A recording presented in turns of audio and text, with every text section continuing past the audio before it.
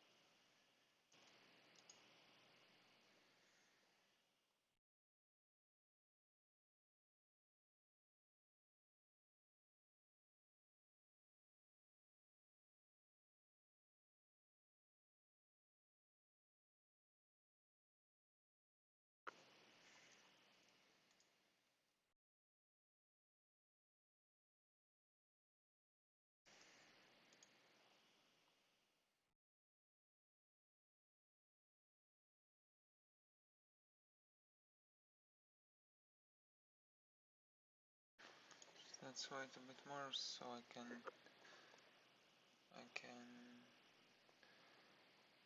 write on the attendance for today. I'm just checking who's online and I will post it. Please wait 1-2 minutes so I synchronize it.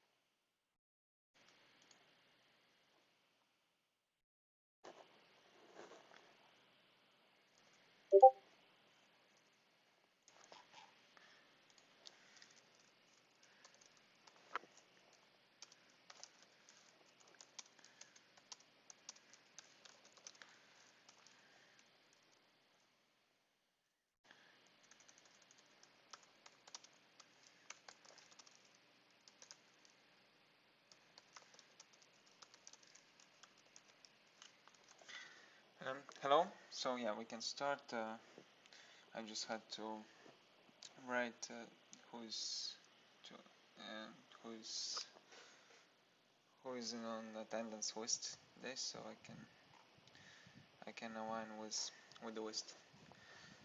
Yeah, hello everyone. Yes, thank you Svetlana. Thank you Svetlana for reminder for me. Yeah, I promised I promised that I will start today's session. So today's session was enums. So yeah, the plan for today is to continue to talk about inheritance, and tomorrow is most likely that we'll take some practical tasks only. So just just show the examples, examples where the concepts of inheritance is used, and yes, we'll talk about it tomorrow. But yeah, for today, let's start with enums. So yeah, as I promised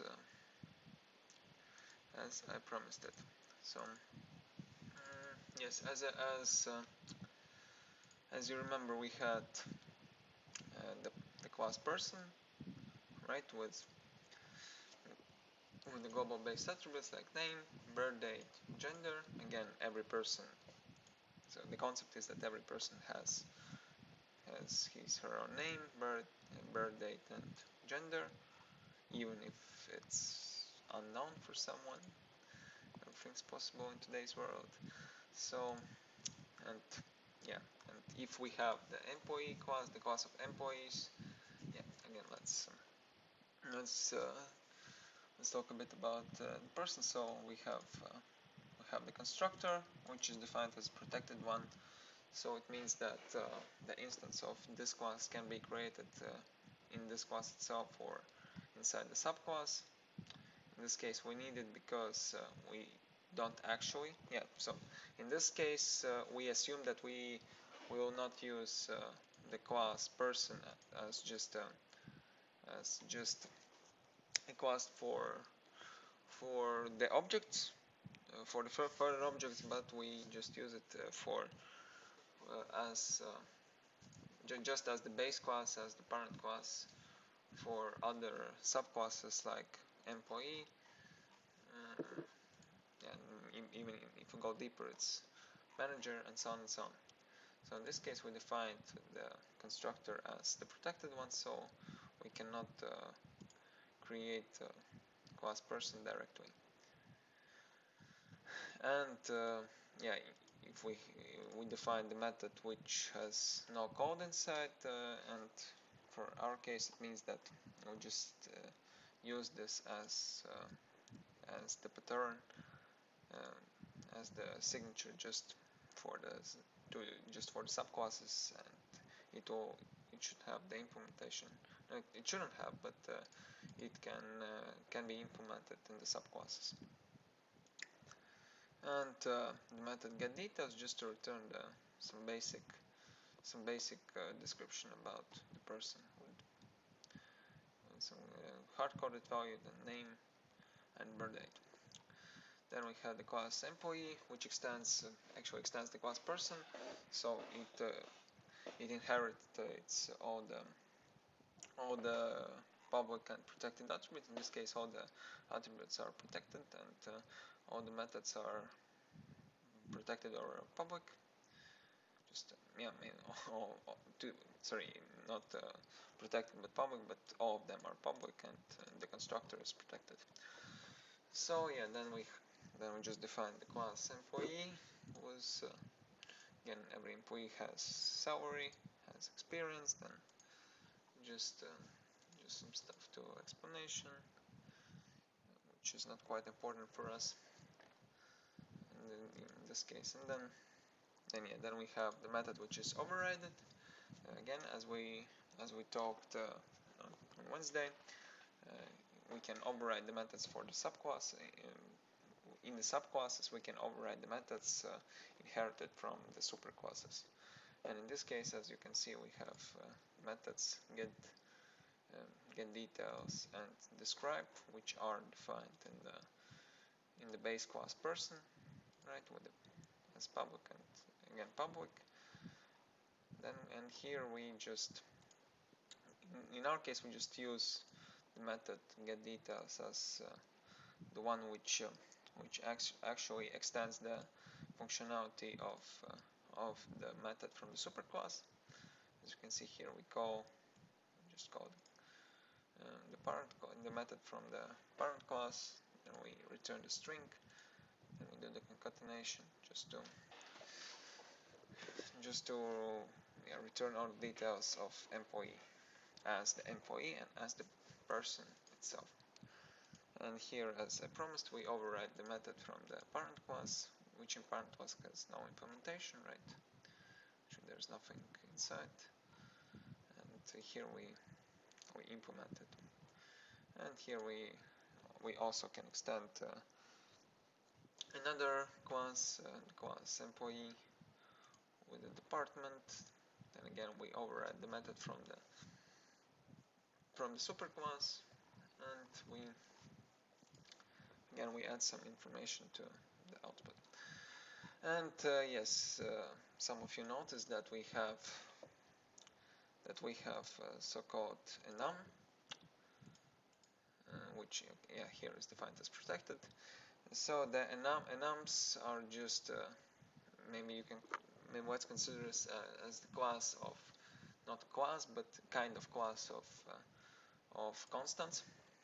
So it has so every enum, not every, but enum are used for constants. If we just in this case we declare enum as gender, and and here we define all the possible values for gender, like male, female, and if for some it's possible, undefined. And the syntax is quite simple. We just add the access modifier as usually. Then we point at the keyword that this is enum, and then we write the name, it's for someone it's name, ID, or basically that's the name of this enum. Then we just use the brackets, and inside the brackets we provide all the possible values for enum. And one more thing is that we can actually create enums in separate files. Like if we select the package, then we choose new, and we press on enum. Here we can create our own enum. Actually, I already created here last time, so just assume that I just created this way. Again, you can also add some description. Then press finish, and here you will see a separate file of enum, which also has the same extension .java as all the Java classes. And in the packages provided as usually, and then we just same way we define enum, and again access modifier, keyword enum, then the name of the enum, and all the possible values, which since this is defined as public one, we can use it publicly everywhere. And here you can see that I already used it. I think I already used somewhere here. Not for example, for employee we can also add position. Then what we can do, we can one more thing for enums, that enums can be used as the data type, the same as the classes. The object, same as the classes, we can use enums as the data type. So in this case we set as position, right? Position. Then we need to again provide the name of the variable. Position. Name of the variable. Then again you can see that this is the data type. The data type which has a list of restricted values. In this case, this list is here: manager, junior developer, and senior developer. For enum, here it is, and here we can also, in this case, we can set up. So we can create a getter, set position, and set position. Then we for example, can set up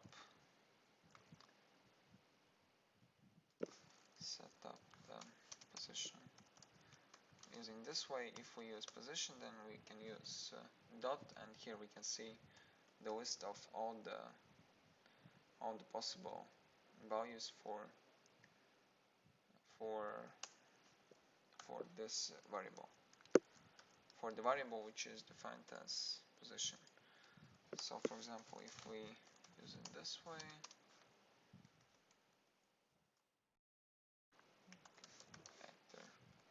it does not allow us because we cannot convert the string to position. So we need to use one of the constants defined in the corresponding enum. Alright, yeah, this is just an example. For example, if we run string position, then we can position. Then, for example, we can create the switch statement again. Switch.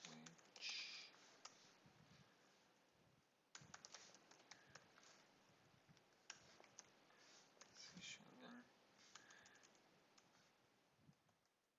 have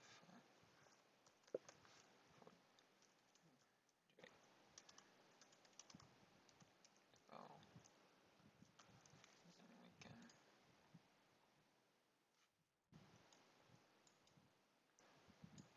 of course break them.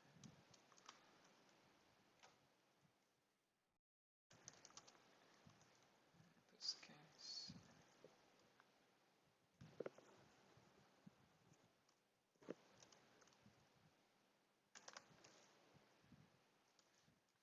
okay, we have manager, but in our case we have a separate class for it.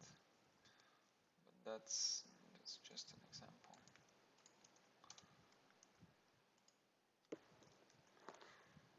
It's just an example.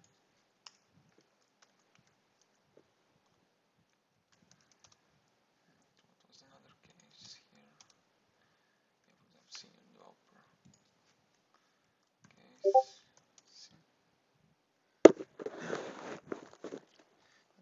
Yeah, I'll try to speak louder a bit.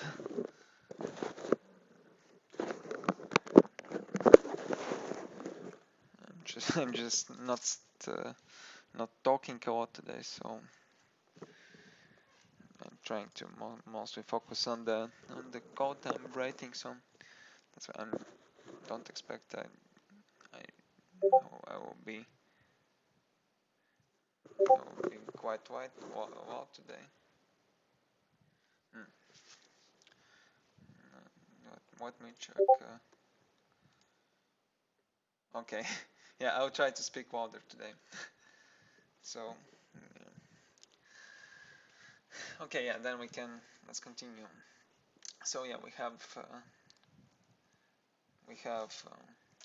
switch statement here, so we can provide the correct values for the position as the global attribute of the class.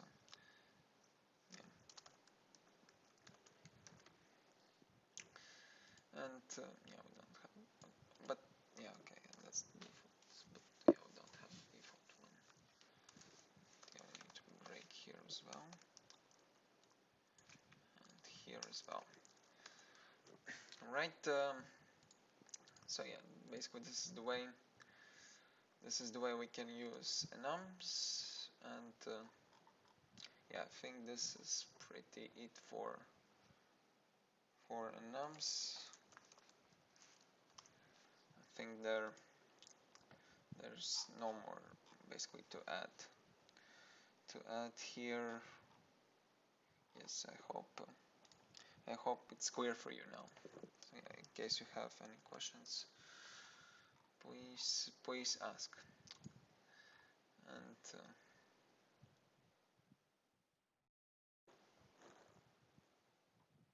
Yes. Okay, so let's move on.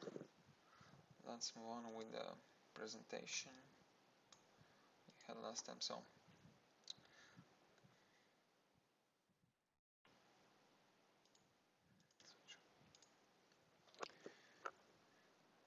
yes, we'll continue. We continue with the super keyword. I already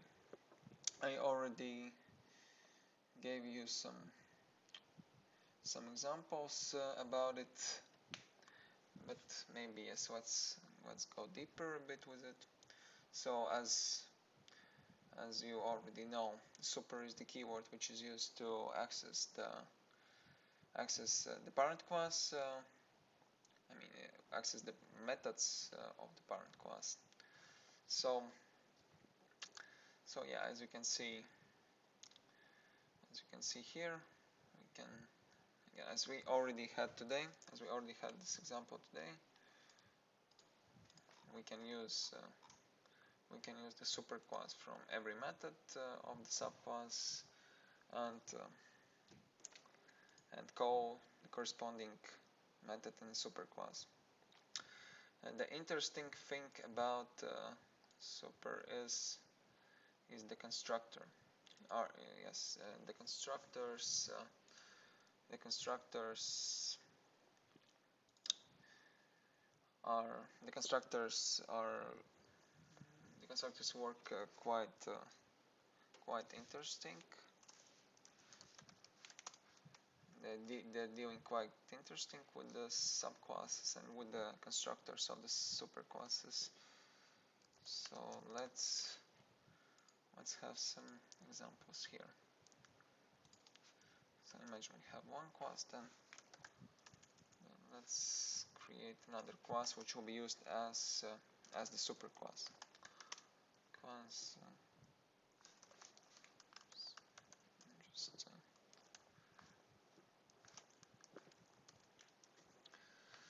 the superclass, and then let's define the constructor. We'll define the protected one, so we don't access this class. Don't use this class directly, just as the superclass. And here we can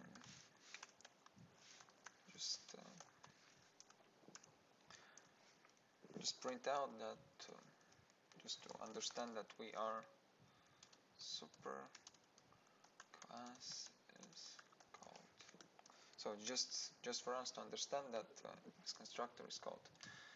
And let's extend our class we created here. Then let's create the instance of this class. Let's create the instance of this class.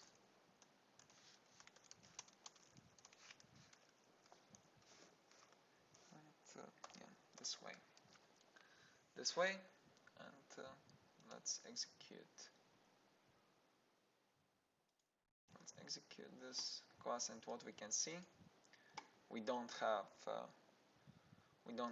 the constructor defined here, but even in this case the constructor of the superclass is called. This is interesting thing about the constructors of the superclass. Even if we don't define it in the subclass, it will be called maybe the content, the implementation of this constructor will be called the constructor of the superclass. Superclass will be called once the instance of the subclass is created, as in this case, right? We will create the instance of the subclass, which extends the superclass, and once the instance is created, it will call the constructor from the superclass. Let's go deeper a bit here, and let's define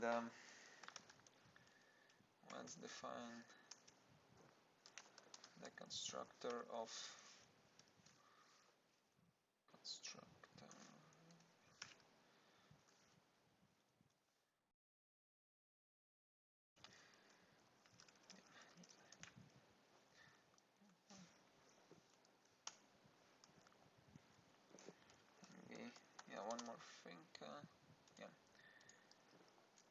can actually, but in this case we can actually change the access modifiers for constructors. But yeah, in this case we don't actually need it. We don't need to have public one. We can actually use the private one since we create the instance of this class actually inside this class here. And let's, for example, change the bit so we can distinguish them. Right, now we have the constructor inside the subclass, and let's execute. And what we can see, again, the constructor of the superclass is called, and it is called before the constructor of the subclass. That's a bit maybe crazy thing. We cannot escape it. We cannot control it. It is just called every time once you create the instance of the subclass. Another thing, yeah. So hope you understand that even if there is no code which defines the call of the constructor of the superclass, it is calling the constructor of the superclass anyway. Just to not confuse you, let's for example use the same access modifier here. Let's execute and you'll see that we should have the same result. Yes, we have the same result. We have constructor here, and once this constructor is called, the constructor of the superclass is called as well, and it's called before. It is actually called this way, that we call the constructor of the superclass, and we should have the same result. And yes, as you can see, this is a bit strange, but actually this code means the same as this one, so it has no difference. It does this statement automatically, and even if we actually don't have this method, it will not this method, but this constructor, it will call the constructor of the superclass automatically. That's a bit interesting here. And one more thing is that you cannot call the superclass as the second statement, as the second, the third, or not, basically any statement which is not the first one. And you can see it is complaining that constructor call must be the first statement in constructor. Right, so please note that you cannot call the constructor of the superclass not at the first one, and basically you don't even need this. It will be called automatically.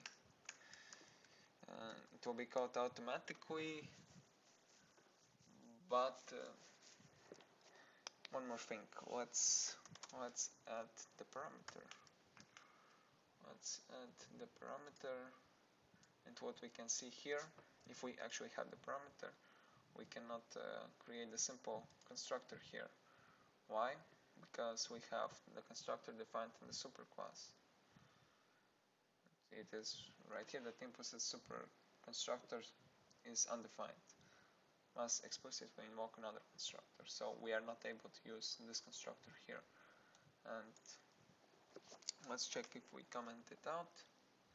It says us that there's the problem. There's the problem because we need to define the constructor with the same pattern, with the same signature as the constructor of the superclass is. And yeah, again, if we remove this parameter, everything is fine. Why everything is fine? Because as you know, every class has the constructor with no parameters by default.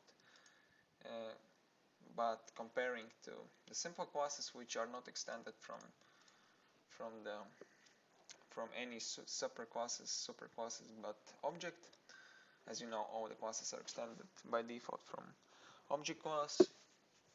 All other classes which are not extended from different classes except object has the constructors, which you don't see, but they actually are, and with no parameters, no importing parameters, and no implementation. But for the subclasses which are extended from the superclasses, constructors by default look like this.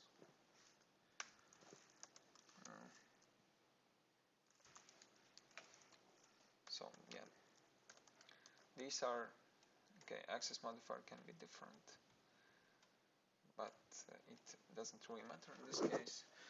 What it will do, it will just call this code, right, by default. So this is the default constructor for the classes which are extended. Alright, I hope it's clear for you. Let's move on a bit. Let's, for example, create another class. Let's create another class. Let's call it super. Just to understand that is another superclass. Another superclass. Let's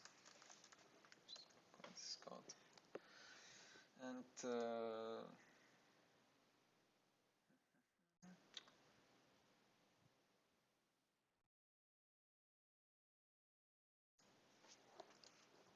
yeah, I think here.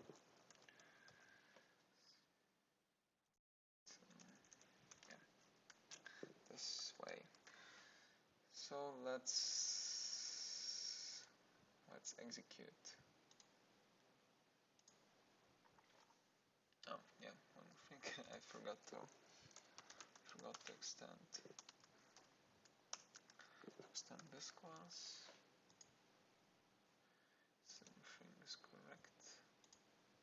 So as you can see, now if we create the instance of the class constructors example, it actually calls all the constructors of the superclasses. Right, so now again we have the constructor in this class, we create the instance of we create the object with the reference to this class. So the constructor is called, then the constructor from the superclass is called. Again, the superclass is this class. Again, this is the constructor. It calls the constructor, which actually calls the constructor of another superclass, which is the superclass of this class here. Now we can see that in this case we have the hierarchy of three classes, like the base one, then extended one, then extended one of the extended one, and we have all the free constructors called. One more thing, yeah, I think this is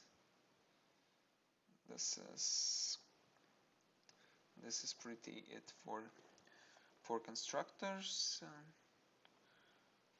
One second.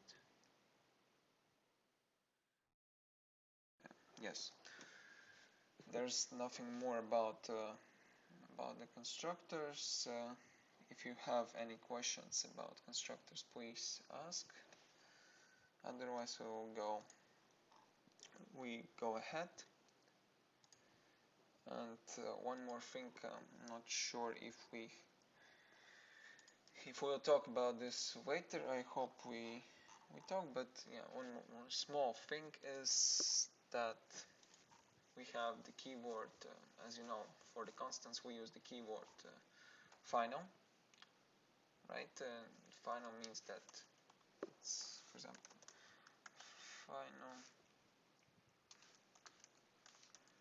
private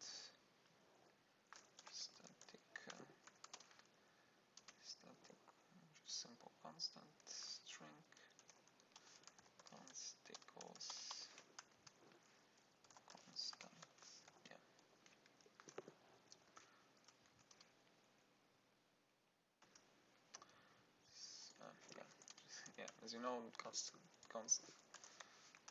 is used as the keyword. Yeah, and one more thing is that constants usually are defined in uppercase. So yeah, it's used nowhere, but again, you know that for the constants we have the keyword final, which means that the variable, in this case the variable is constant, cannot be changed, so it is the constant.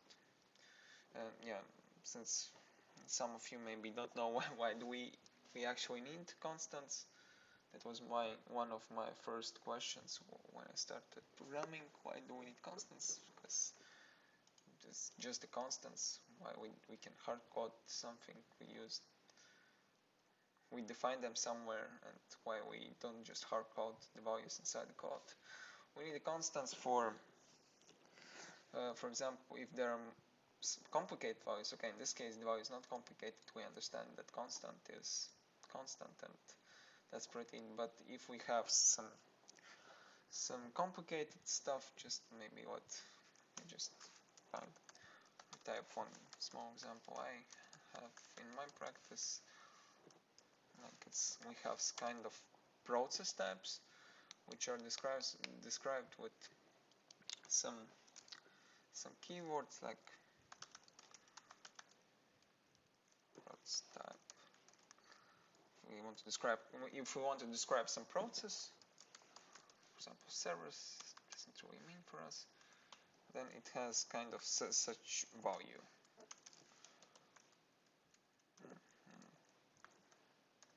For example, right? And if we have this value, of course you don't remember all the values, all such values for you use, right? If you have some kind of a huge list of, for example, process types, like it can be servers, whatever it can be, then of course you can't remember all the values for these processes. Then for this purpose you need constants. You need constants. So for example, in this case, okay, I can just write some code. Then I want to check for the process type, servers. Then I use this constant, which actually means this one. So I can easily understand that this is I use servers, but actually I use this value, right? This is why we need constants, because sometimes it's hard to remember and to read.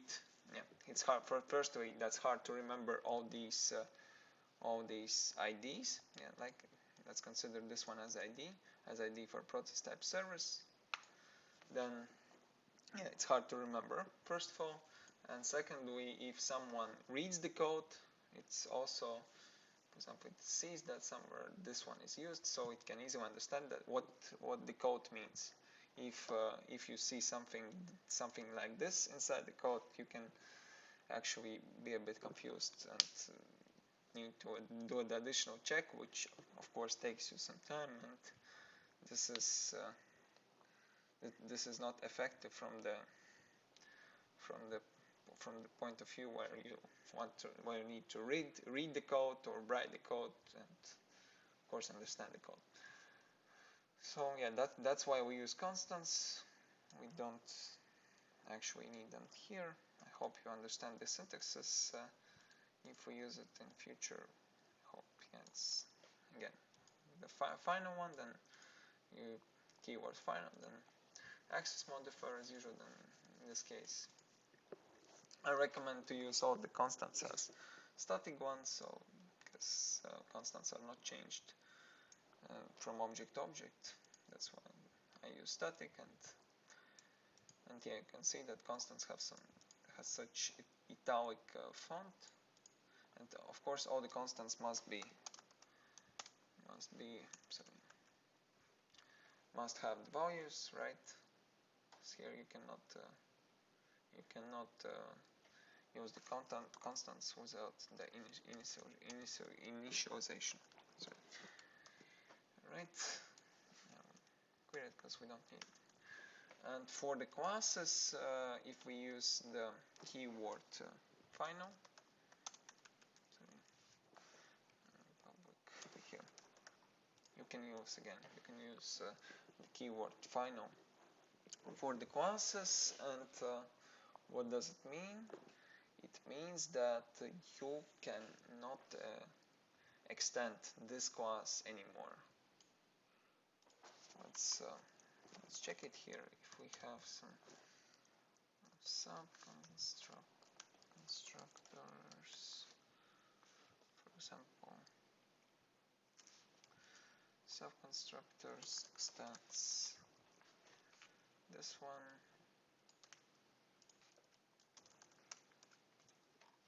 you'll see that it shows the error, and it shows that the type cannot subclass the final class constructors example, because it is defined as the final class. Right, so if the class is defined as final, you cannot extend it anymore. Yes, I hope it's clear for you.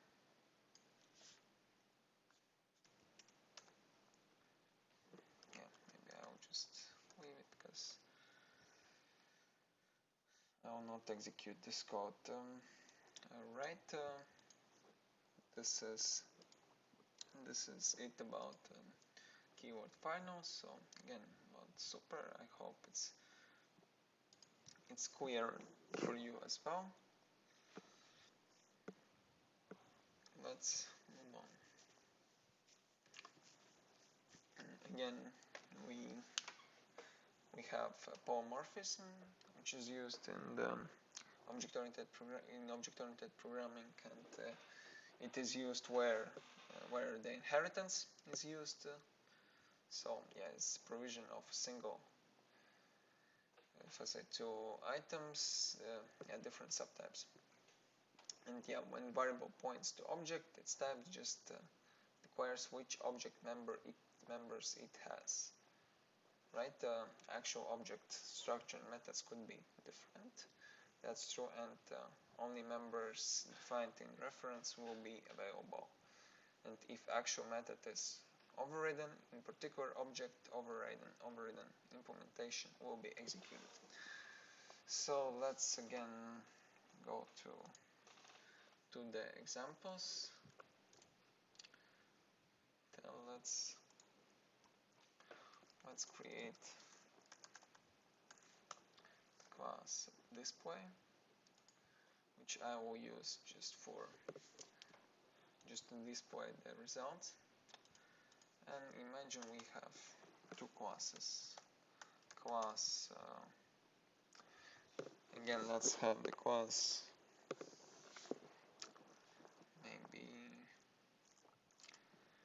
maybe yes, employee again. Employee.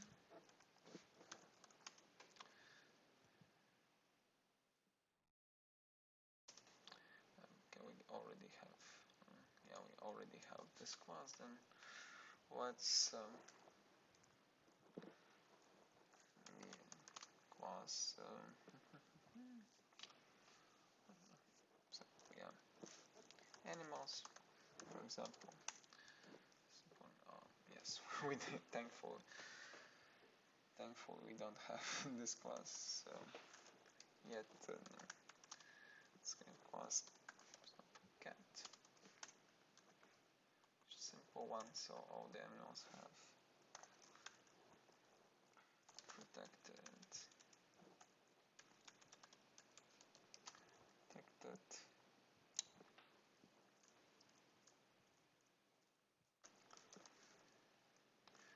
integer works.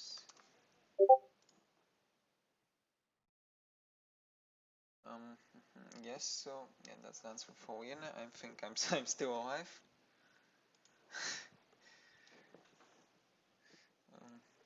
Yeah, but Vienna, don't worry.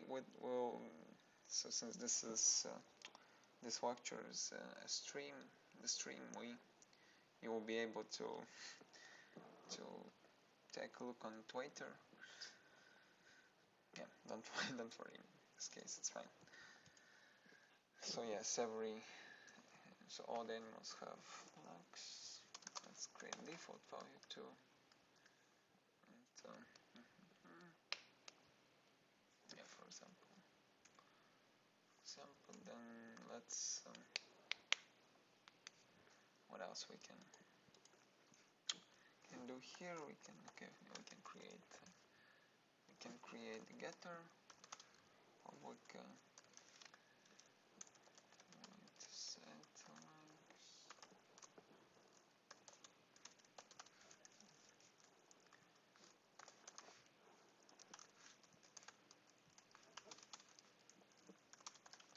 Just pass the number of legs. Of course, same about get.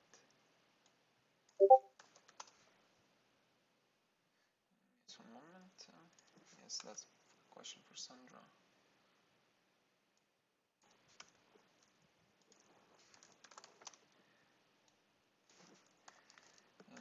Yes, regarding the question from Sandra, can we call constructors without creating an object? No, we cannot create the constructors without creating an object, because basically this is the idea of constructors, right? We need constructors to to construct the object, and that's why we cannot use them as the methods. You are pointing to the example. Yeah. So yeah, we actually have, that's for all the constructors. Constructors cannot be called as the methods. And yeah, that's not actually the purpose. That's not actually the purpose of the constructors to use them as the methods. They are used just to create the instance of the object. And maybe I haven't explained it clearly, but the idea is just to initialize the object and to do some initial stuff for it. Like you want, if you pass kind of parameters here, again int a, b, c, d, for example, then you want to then you have all these parameters here. Let's, for example, just use a. Then just, if you need to initialize, you can basically use this one. This is the idea of constructors, that they initialize the object. For some reasons, in some cases, if you I remember some cases in my experience, like if we have, for example, if we have some static attributes inside the class, then yeah, as you know, static attributes belong to the classes. Yeah, belong to the classes directly, not to the objects, and they can be used without the creation of the object. So the content of the variable of the static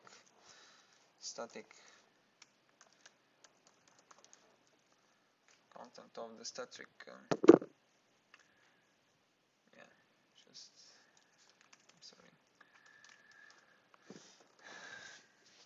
the content of the static attribute is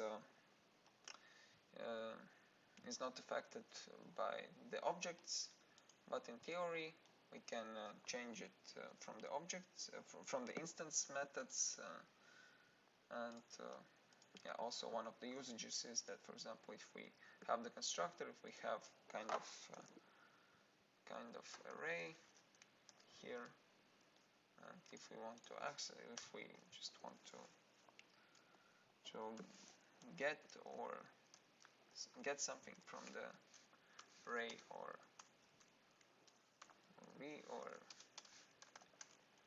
just, yeah, don't write something to array or retrieve something from the array, you can also use the constructors if you need some stuff to be done during the initialization of the object.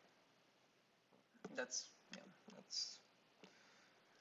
the main idea of the constructors. Of course, there can be different usages, but all the usages are related to the creation of the object, right? So again, we have the objects which are created at basically a moment x, doesn't really matter where these objects are created. Then constructor is called, and it does the main initialization, basically all the main actions needed to create the object, which need to be done once the object is created. Right, I think we can have a 10 minutes break. Now let's meet in 10 minutes.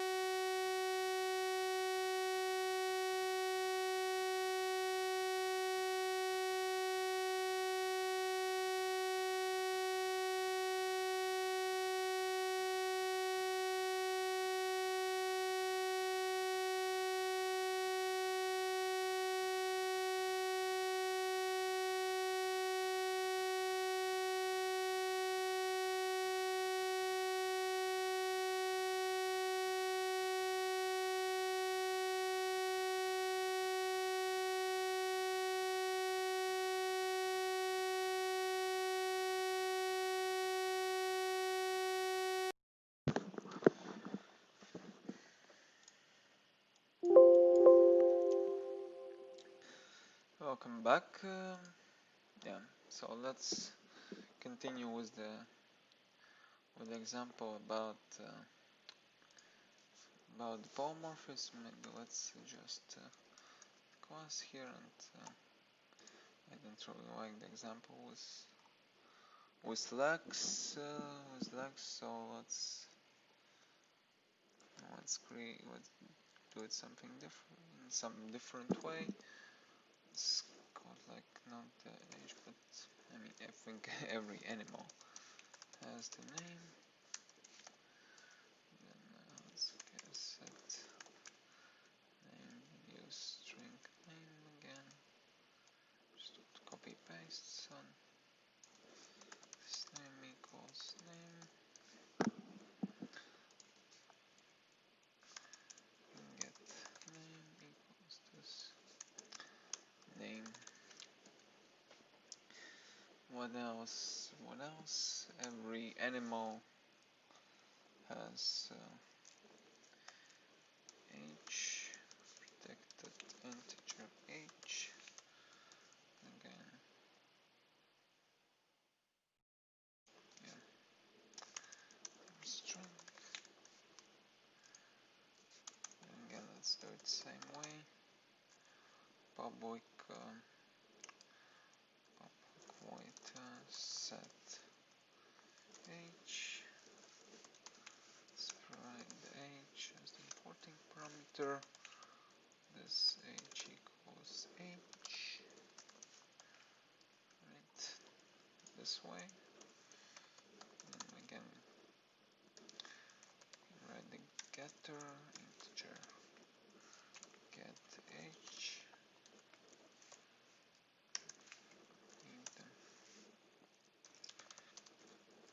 Turn this age.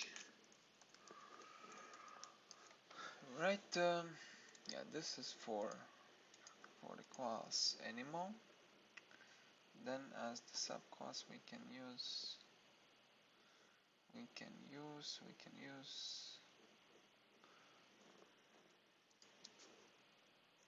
maybe let's bird with some protected wings, number of wings, for example. Number of wings. Then let's just use the default value as 2. And of course let's extend class animal. Right. And what else we can do? We can also create the getter and setter for set wings, for example. Set wings. Then of course let's create the importing parameters. This number of wings equals number of wings. And again the getter method. We can get wings, and let's return this number of wings. So now we have two classes, the subclass and the parent class. Then let's imagine we have the public method and get details, right? Get details, for example. Get details, public void again, get details. Right. Then let's just return some stuff so we can understand where we are. we are. Right, for example, let's write in this way. My name is, let's add the name, right, let's separate it, guy,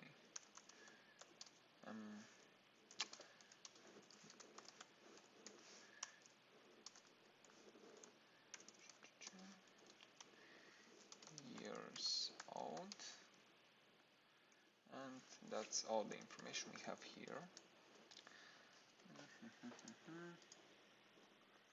What's the problem? Yeah, that's, we don't,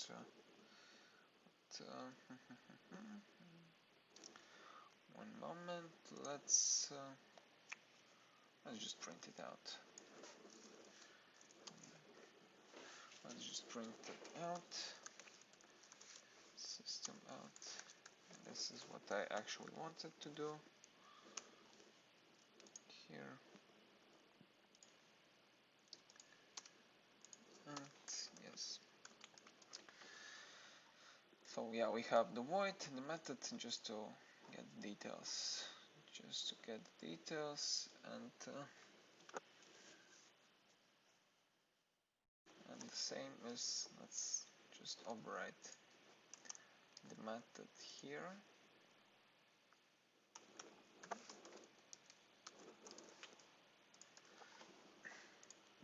And let's, for example, add I'm the bird. Then again, let's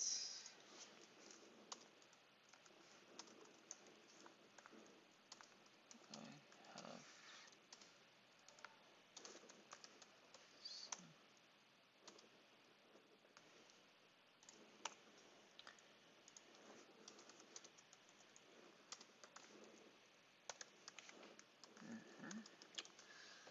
and yeah, as you can see now we have two methods with the same signature, but from the different classes, and it means that from different classes where class bird is extended from class animal, and yes, here's the method which is overridden. And yes, now we're talking about the polymorphism. So let's create it this way. We have two classes available, animal and bird. And what we can actually do, let's define the variable. So we have animal, then make an instance of animal, and here we can actually call the constructor of the bird, and you can see here we have different types. We have different types, different classes. So we actually define the variable with the type animal, but we pass the reference of the class bird to this variable. And in object-oriented programming, it is possible to do it this way. We can always pass the instance of the superclass to the subclass. Well, I mean, the instance of the subclass to the superclass. Why? Because we have actually no conflicts, right? Since we know that let's maybe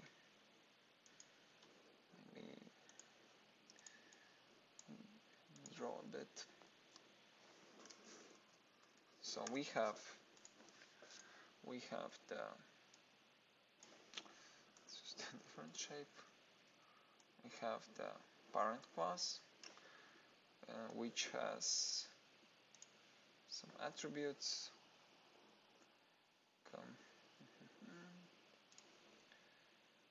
Let's So attribute A, attribute B, C, and so on and so on, and method 1, method 2, and method 3, and so on and so on. So what do we have? We have we can have several options. Several options that the attributes and methods are private, protected, or public. So as you remember, for all the public methods, we can access them outside the class. So in this case, we are outside our two classes. We are outside animal. We are outside animal, so we can access all the public attributes and methods of the class animal. But what does it mean? We have the instance, but yeah, we have actually the instance of the class bird. But as you know, all the protected and public attributes and methods are inherited in class bird. So it means that it has actually there are no conflicts here. Here the animal, the bird will have all the public attributes, public methods we have available for the class animal, right? So from this point of view, there are no conflicts. There are no conflicts. We have all the public methods, and we can use them. Access them this way, right? I hope it's clear for you that there should be no problems from the theoretical point of view for the public attributes and methods, since all of them are inherited in the subclass. So in the class bird, in theory, everything is fine. Everything is fine for us regarding the public methods and attributes. And that's basically it. What we can do with the class outside the class, because again we cannot access the protected or private attributes outside the class. So in this case, we don't really care about them. So yeah, that should be clear from this point of view. What about protected and private attributes and methods? In this case, we don't really care about them because we cannot deal with them directly from here. So if we don't deal with them, basically just the implementation of the class bird can be used, but we just use the base class as the interface, and yes, we access only the public attributes from here. What about the implementation, or implementation of the instance which will be used here? I mean, yeah, that's the obvious question. If in this case I created the void get details, maybe let's first of all let's set up the instance.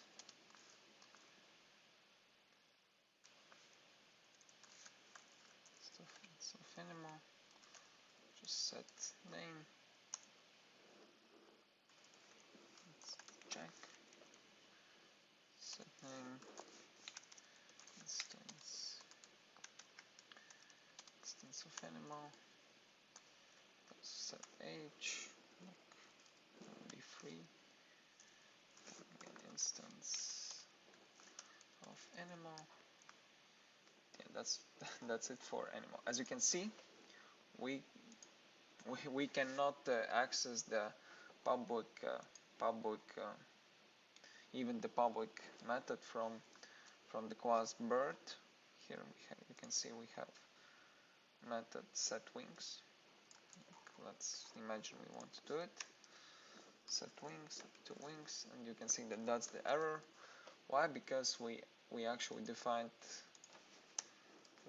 the variable as animal, and we can see we have no public method in the class.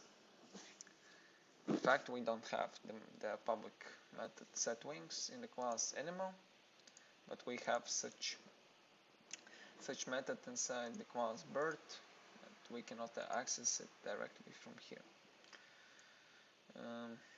Yes, so yeah, we cannot access even if we have the instance of the bird passed to the variable which is defined as the animal. We cannot use the methods which are defined in the class of birds.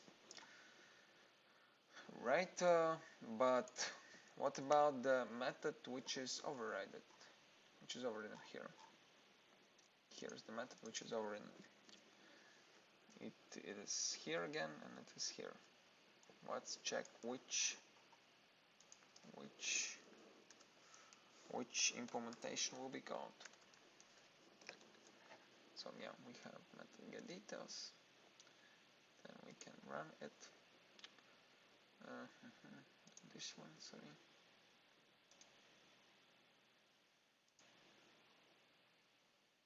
Okay, that's yeah. As you can see, it calls the method which is overridden in the subclass, and that's basically that maybe a bit tricky, and maybe that's one of the trickiest points in object-oriented programming. Then, in fact, if we as the programmers don't see where the instance of the object is created, of the object which is passed to the variable we use, then we cannot actually see and we cannot actually know which implementation will be called. So in this case we can see, okay, we have, for example, this created here, but imagine it is, in theory it can be created somewhere else, like just to hide a bit, let's just create another class. So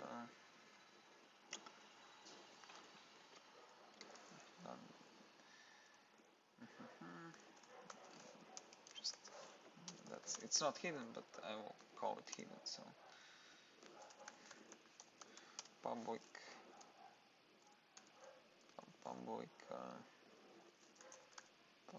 even we can create no, let's just use public animal,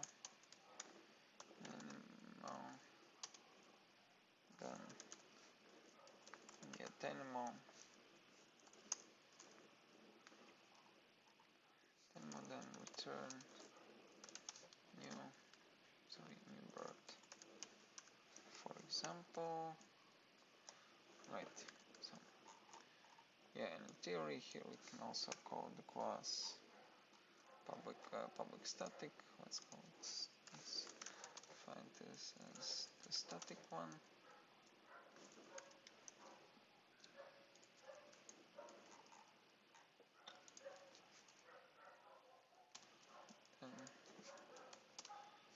Here we can see we have the returning type of animal, so nothing is theory. For example, in this case, imagine that we don't see this class here. Okay, we actually know that it is here and it returns the instance of bird, but imagine if this class is located somewhere else, and we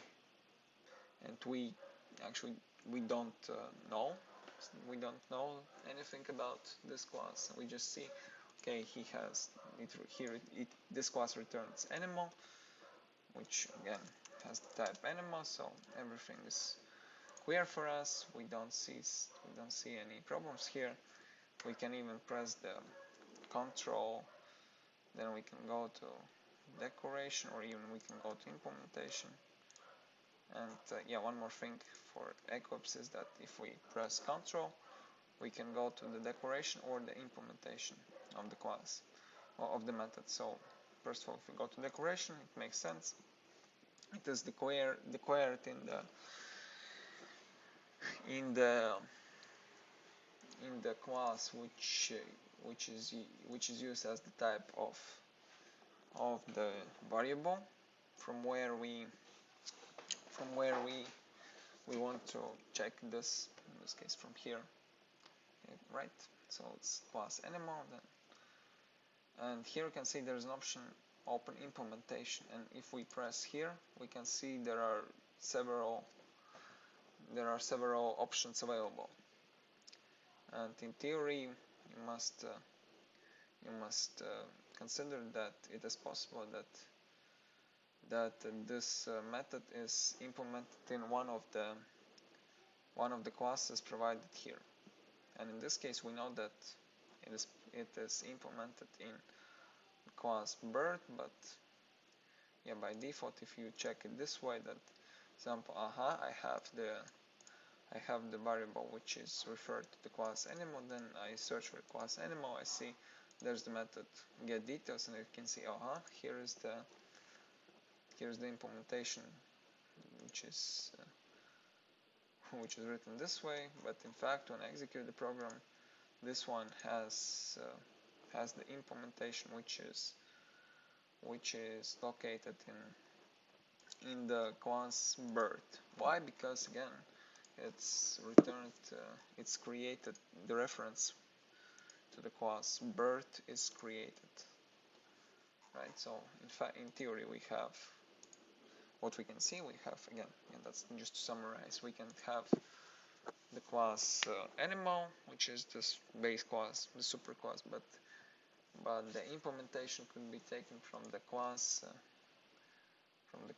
bird, which is the subclass of the class animal, and as you can see here, the instance of the class bird is passed to this variable. Right? Yeah, this is what the polymorphism is about. It's about in Java. Then we can actually have several different implementation for the same methods. Yes. And again, only members defined in reference will be available. Yes, it means that we cannot, again, as you already seen, we cannot access the method methods which are defined in the maybe even in the actual reference, which is the reference of bird in this class. In this case, we've seen before. We've just seen. Okay, and it could be yes, structure and object can be different. You must understand it that it can be different. And if actual method is overridden, in particular object overridden, implementation will be executed. This is what you've seen here. That's the point. That's the point. Yes, and as the example, if there's a superclass employee and subclass manager, you can create a reference of employee type to the object, which actual type is manager. This is kind of the same thing we just had with animal and bird.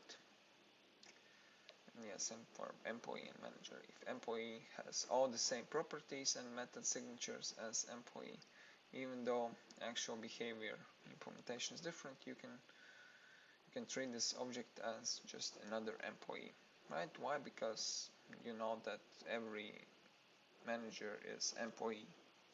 So in this case, it makes sense that we can define it as employee. Yes, this is big. Yeah, and yes, you can see that again. It's fine that we use if we access the public method which is defined in the class employee, but it's not fine if we try to access the attribute department. Why? Because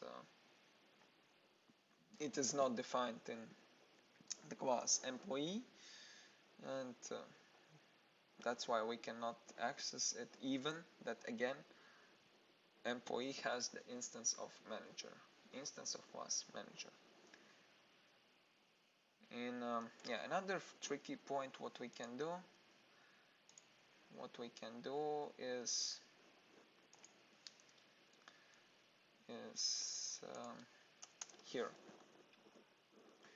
here what we can create another variable, instance of bird, and what we can do, we can pass the instance of animal.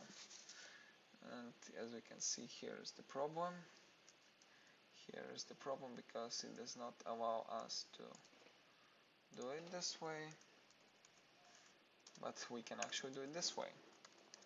So what it means that we cast it. We'll talk about the casting a bit later, but you can see if we use the brackets before the variable which should be passed to the target variable, we can cast it, and it means that it will be casted. To be casted, we'll talk about the casting, as I said, today or tomorrow. Let's see. And what we can see here, that let's create it this way. It's just for the syntax point of view, let's create it this way. Instance. This is quite the same we had about the casting of primitive data types like integer, double, float, and character. Then if we have something more detailed, if we want to pass as the source variable something which is more detailed than the target variable, in this case the compiler will not understand that it is possible. In this case, we know that this is possible because we know that the instance of animal actually is the instance of bird, right? Because we created it. This compiler does not understand it, and here we add the cast operator that just for a moment, so I want to answer you. And actually here we point that we are sure that the casting is fine and it will work. If we try to pass the instance which is not the instance of the bird and is not the instance of the parent, and not the instance of the subclasses of the bird, it will raise the exception. To raise the exception, because we can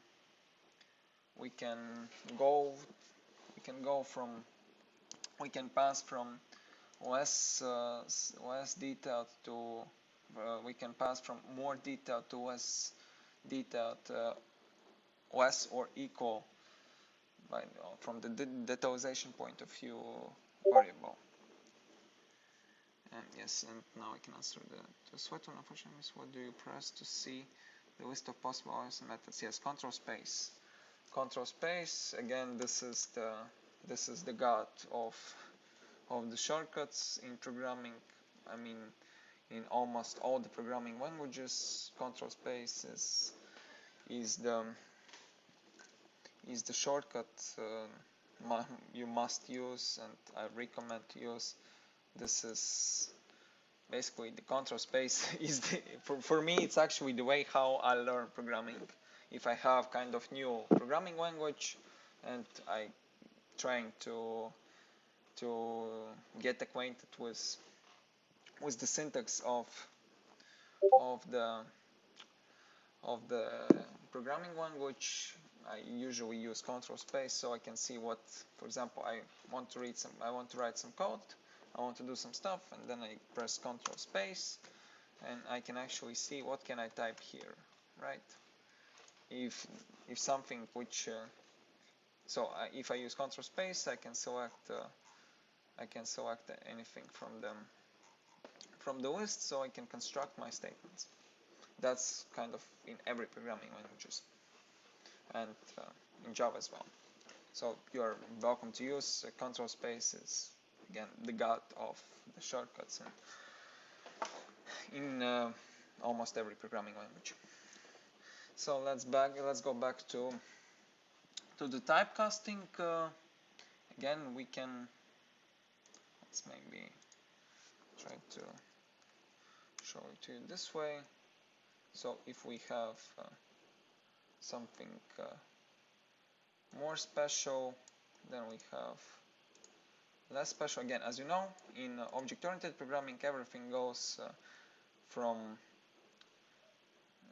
let me maybe open the previous presentation just to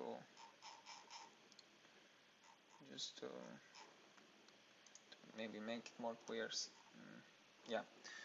So we go from, again, we have the top-down design for all the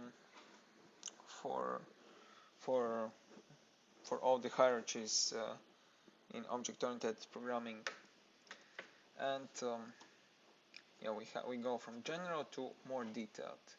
And in this case, all the superclasses are more general, and with less functionality.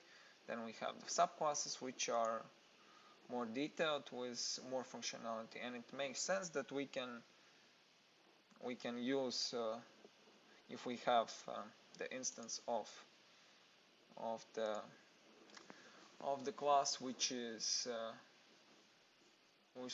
more detailed than the class to which we want to use. In this case, it's fine. We can pass the content of this object to this object, because actually why we use it, why we do it, because we want to use this. Yeah, that's the actual purpose of what we want to do. We just want to use this variable. So in this case, this is just a variable. This is variable, and this is actually instance reference. Let's type it. Let's see. So what we actually do, we actually pass the instance to the variable, and the variable is actually the thing that we can use. We can call the methods, we can access the attributes, and so on and so on. And again, as I already told you, all the subclasses should have the public methods and attributes defined in the superclasses. In this case, we can use the variable. We can use all the properties. All the properties of the superclasses will be defined in the subclasses as well, and yes, of course, in the instance of the superclasses. So again, what we actually do here, yeah, just notice that not the variable is passed to the variable, but the reference which is located in this variable is passed to this variable. And yeah, and of course it makes sense that we pass more general to more detailed to less detailed. Again, here we have general to detailed, then we can pass detailed to more general. It's absolutely fine. And of course, yeah, it's quite simple. If we have two same variables, let's imagine that these two are the same variables. In the instance, yeah, that's A as well. This is for the name of the class. That's the instance, that's the variable. Of course, it makes sense that we can, yeah, it's quite simple that we can pass the reference of the same class to the variable which is typed as the same class. It's absolutely fine. But where's the problem? The problem can be here. If we have like the superclass, the general one, here, right? The parent class, the base class, you can call it the way you want, and we want to pass it to the subclass. To the subclass, again, we have the instance and we have the variable, and we want to pass it here. It is not possible. It is not possible because you have the instance which has kind of, for example, 5 attributes, and in this case you'll have 5 plus public or even private protected attributes, and let's just use public and protected attributes. So for example, here we have public protected or private attributes, but this class have, for example, 8 attributes, public or protected. Let's just talk about public. So there are 5 public attributes here, and here are 8 public attributes. So in this case, it doesn't make sense if you want to pass the instance of which has less attributes than the attributes you want to pass to the target variables. That's why this type of parameter passing is not possible, and it will raise the exception, because we cannot cast the subclass to the parent class, because again we have the design which goes from general to detailed and not in opposite direction. If something has less details and we want to use it as the variable with more details, it is not possible to do it, and it doesn't make sense if we want to try to do it. So that's why it is not possible. Yes, I hope it's clear. And one exception, not exception, but yeah, another general concept is another part of this concept is that if you have let's zoom a bit. If you have the variable maybe which is smaller, for example, but in fact you have, if so again, this is the source, this is the target one, and but in this case, yeah, of course, here we talk about the variable, and in this case let's talk about the variable, and it has the instance of this is class let's call it class A, for example, and inside this variable there is the instance of class A again. Instance of class A, so this is class A, this is the variable which has the instance of class A. As in this case, we can have the instance of animal, which actually has the instance of bird. Right, then we have this variable of class A, this variable which contains the instance of class A, and we want to pass it to the variable which has the which actually has the type of class A. In this case, it's absolutely fine. Absolutely fine. Yeah, it also makes sense because we pass instance. We don't pass the variable. We pass the instance. We pass the reference. And in this case, we actually pass the reference of class A to class A. The same as here. We don't pass the variable. We pass the reference, the instance. Here, of course, we can pass the instance of smaller, of bigger class to smaller class. We can pass to the same class, but we cannot pass the instance of the smaller class to bigger class. I hope it makes sense, and same as here. We again just remember we don't pass the variable, we pass the instance of the object. And this is a bit different, and maybe most confusing case is if we again have the variable, then we have the bigger variable. Imagine we have again the variable,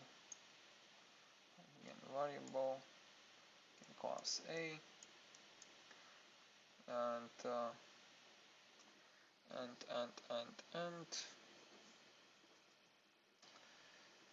which then we have the class B, which extends to class. Imagine we have class B, which extends class A. So the class B is more detailed than the class A, and we have the variable. Let's let it be class which is smaller one, again, which is more general than class A, but again we can have the case that here's the instance of class B located inside. Then we pass the instance. Then we pass the instance, and it's fine as well. Because why? Because B is more detailed than A, so we can pass the instance of the class B to class A. Right? It also makes sense, and we don't really care about the variable, the type of variable. We just care about the instance which is located inside. So in theory, the instance which is located inside the variable can be more detailed than the variable itself, but it can be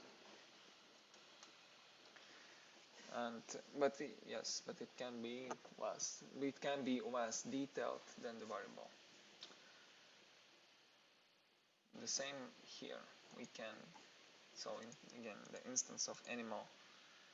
This is the variable, and the reference which is passed to this variable can be more detailed, but not less detailed. And this is about the typecasting. So in case we want to do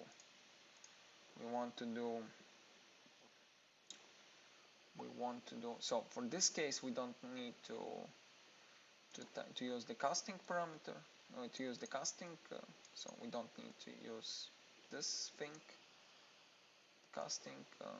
No, we don't need to point to the casting. We don't need to use brackets, then pass the type. For this case we don't need it.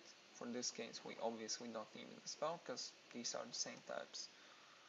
But for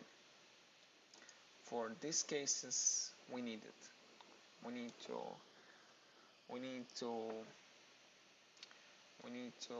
use the brackets, then we need to provide the name of the class, of the target, of the of the class, of the target class. That's why we need to, sorry, this one. That's why we need this operator again, which is used only in case where we try to pass the instance which is located in more general in the variable which has more general type than the target one. And so once the cast is done, we can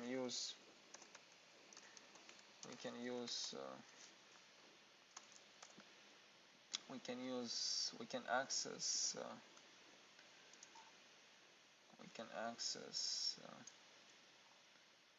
so as you can see, in this case we have one additional method, getWings. We can access this method and it will work.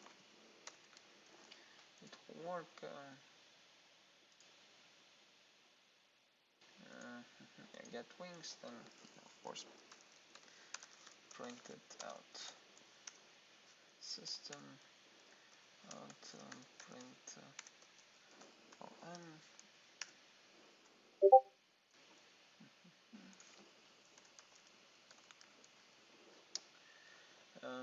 Yes, Svetlana answer you.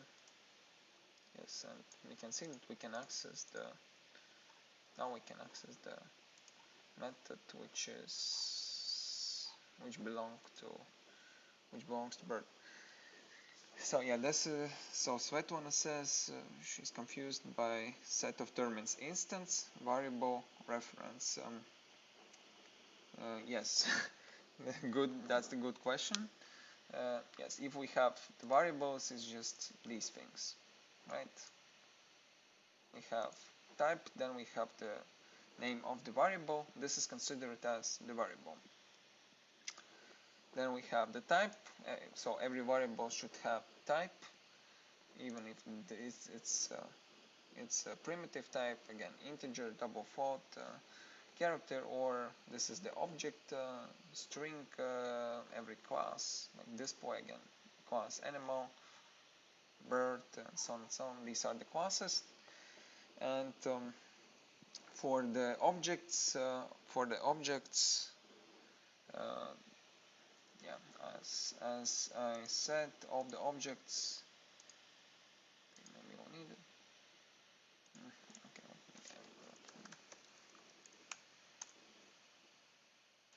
said all the objects are stored as yes, all. So we have the variable. And again, yeah, the variables are these things. Like we define them, and these are the variables. We can deal with them as we want. These are the variables. So I hope for the variable, it should be clear for you, right? Or the importing parameters. These are also the variables, and these are the variables: name, age. So everything what is defined as the variable, it is the variable. Then we have the instance and the reference. These are quite same things. Reference is basically I use instance and reference as the synonyms. I use them as the synonyms because in fact references it's actually what points to the memory. So yeah, we have the variable. Imagine that it is not a primitive type, it's the class, right? It's type as maybe not this way. It is declared as class. Yes, as class. So imagine that this is the variable which is defined as the class, right? Like string, animal, bird, but not integer, not character, not float, not double, and so on. So this is the class, So no, this is the variable which is typed as the class, and by default it has no reference, no instance. So by default it's just a simple variable which is defined as with the as to the type of class. Yes, I use the term variable which is referred to the class. So yeah, if this is called like animal, and yeah, maybe let's show here. For example here, so I call it as the variable which is typed as the reference to the class animal. This is the way I use it. I use this term. So again, the variable instance of animal, which is typed as the reference to class animal. Yeah, but and yes, by default it is just the variable which is typed in this way, and it has no reference, right? And it has no instance as well. But when we create the object, or create or pass, it doesn't really matter if we pass kind of if we pass another variable which has the instance, then we pass the instance, and we have the variable with the instance inside. The instance, which yes, in fact that's the object. Now this is the object with the reference, with the instance of the object inside. I hope it's more clear for you now. But yeah, in most cases I use reference and instance as the synonyms.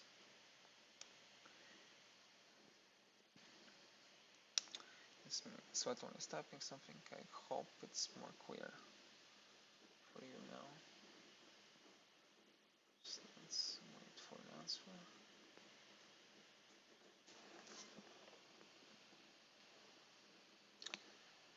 But and when variable is declared, the actually variable exists, but yeah, it exists like the template, but not the template, like the yes, like that's maybe considered as the template.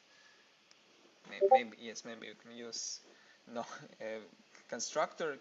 This is the thing which creates as the instance of the object. Right, so we have the class, then we have the objects. We have the objects which can be typed, which can be referred to the class. Let's imagine we have the class A. Just, in this case, we have the class A. We have the class A,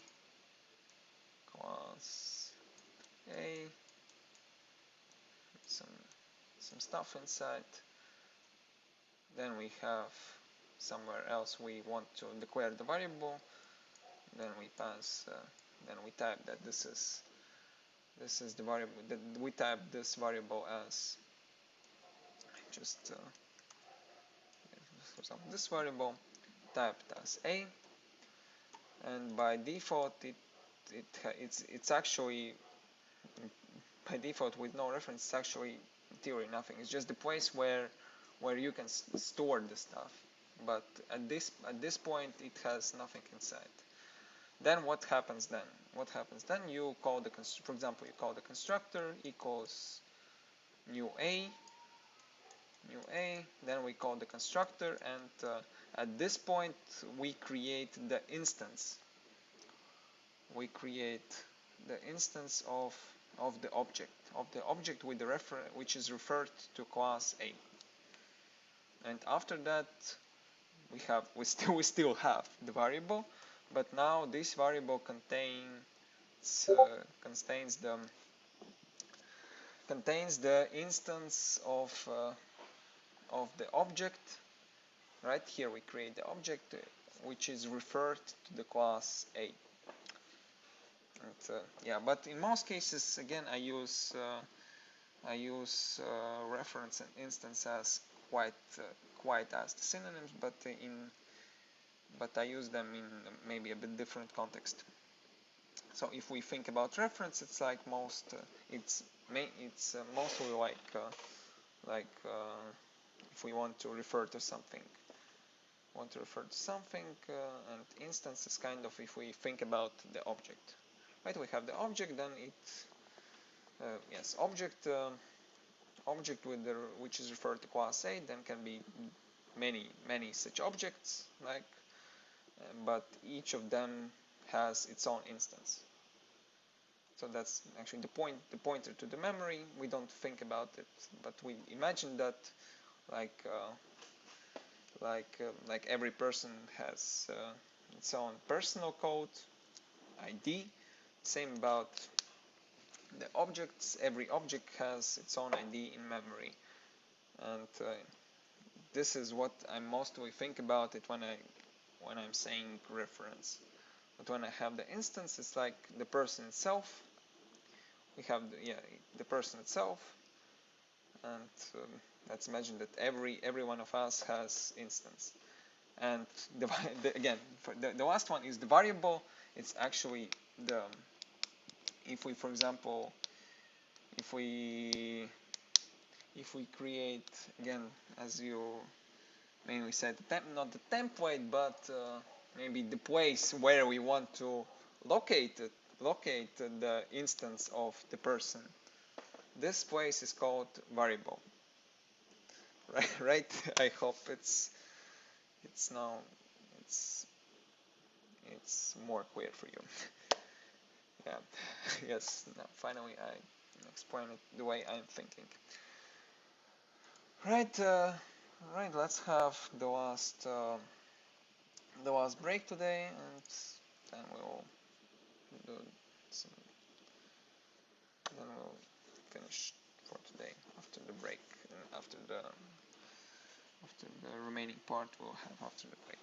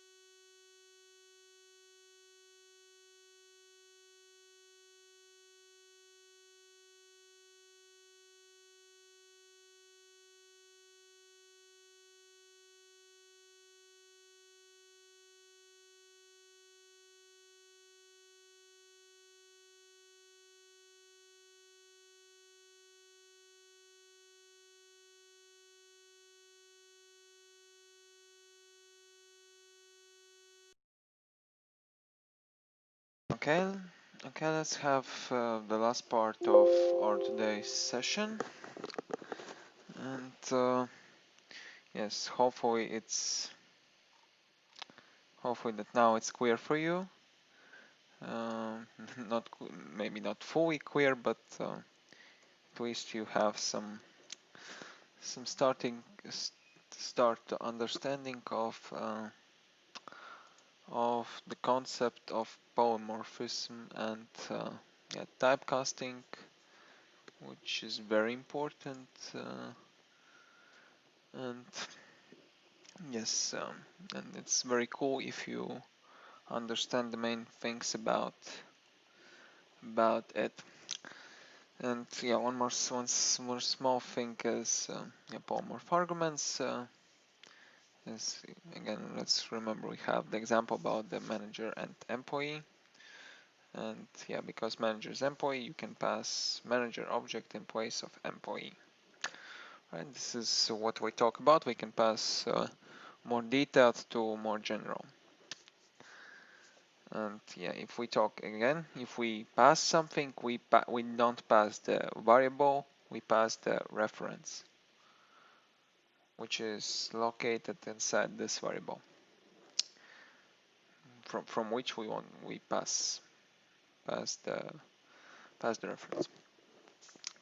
And yes, imagine that, not imagine, but take a look that we can have some polymorph arguments. In this case, if we have the method find tax rate, which returns the tax rate, then you can pass then you can pass manager in place of employee. That's absolutely fine. And yes, this is what I already mentioned when we were talking about the object type, and basically what we've done today. That was quite the same. Yes, basically what we've done here, it's also quite the same. If we have the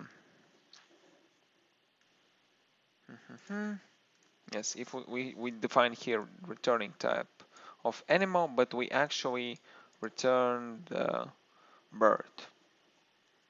This is also an option which can be used.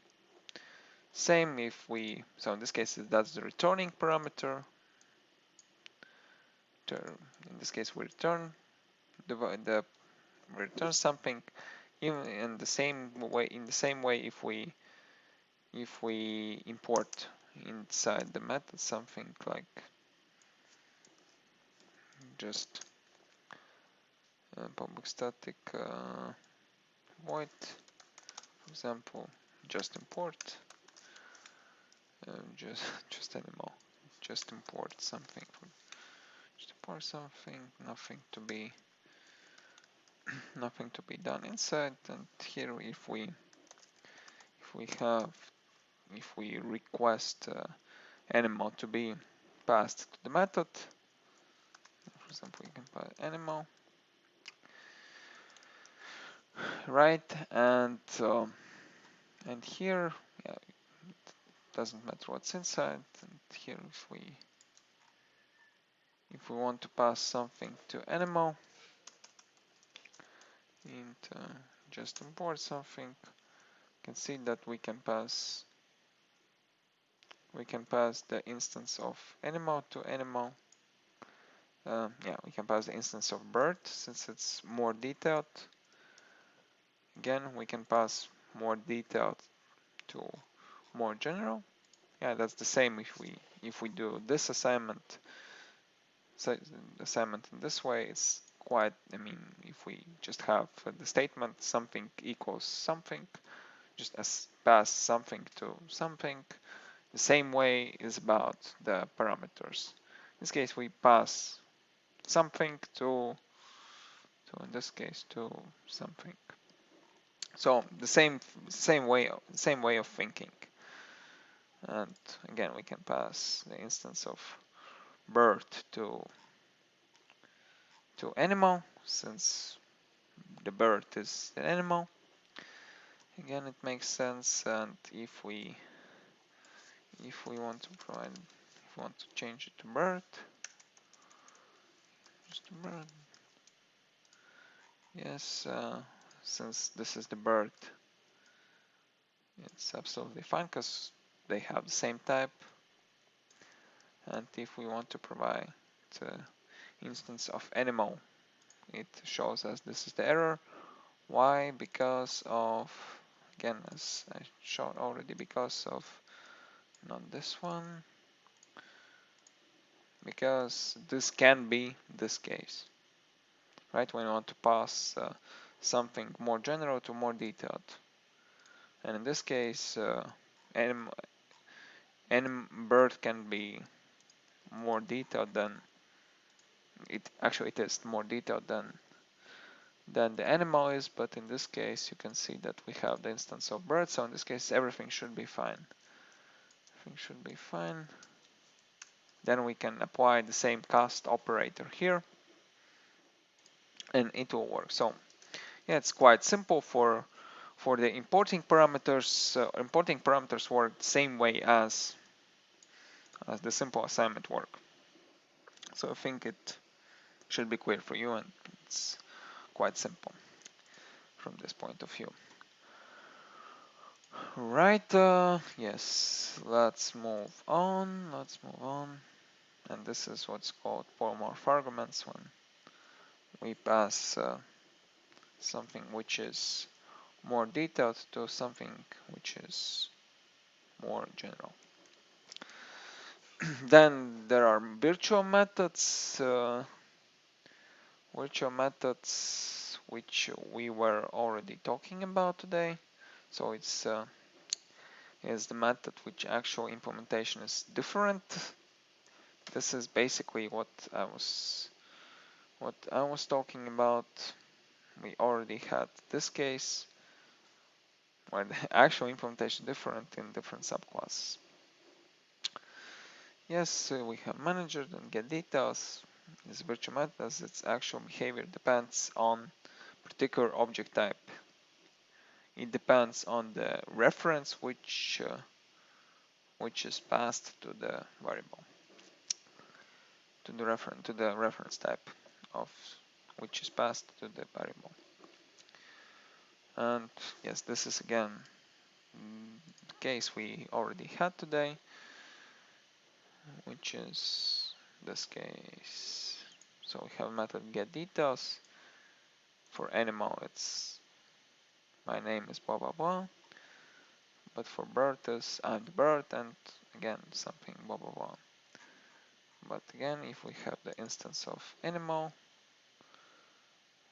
which actually has the reference of bird, which is referred to the class bird, and we call this method from the variable which is typed with the reference to is typed as animal. Then we call here, and actually the implementation of the defined in the class bird is called. Right, this is what virtual methods are all about. We already discussed it today. And yes, on compilation time, it is checked that particular constructor creates subclass of reference class. Right, that makes sense. And overriding requirements. Method signature of the overriding method should be the same as for overridden method. Yeah, makes sense. And access to the overridden method cannot be stronger than for overridden method. That's also a bit interesting. Again, the signature should be the same. It makes sense. If we override something, then you should have the same parameters. In this case, we have no parameters. But if we had some parameters here, then we should have defined the same parameters here as well for the method which is considered as the overriding. In the same way, if we want, for example, restrict the access, we can. If we want to restrict the access, we can do it because we point that it overrides, and yes, we cannot do it. And it makes sense that we can not do it because we want to use this particular method as the public one. As the public ones in which, so we use it here. Right, in this case it doesn't make sense if we define this method as the private or protected, because we want to use we use it publicly. What about protected? Protected void just for check it, and here, for example, want to override it.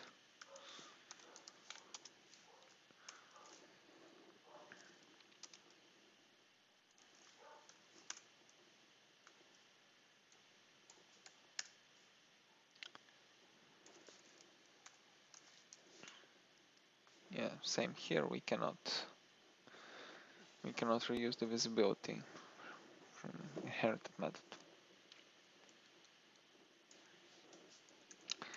And one more thing, or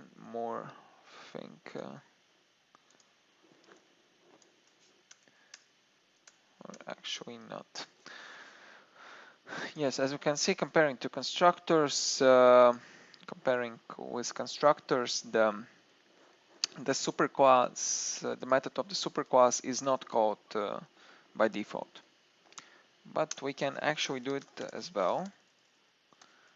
We just use super, then yes, this is basically the approach you will face in lots of cases. I cannot say if you will face it in all the cases, but in most of the cases, again, as I already mentioned on Wednesday. On Wednesday, there are two ways of usage for the subclasses. What we can do, the first one is that we just create the different implementation for the methods of the subclasses, and we use them. Right? Like if the parent class does something,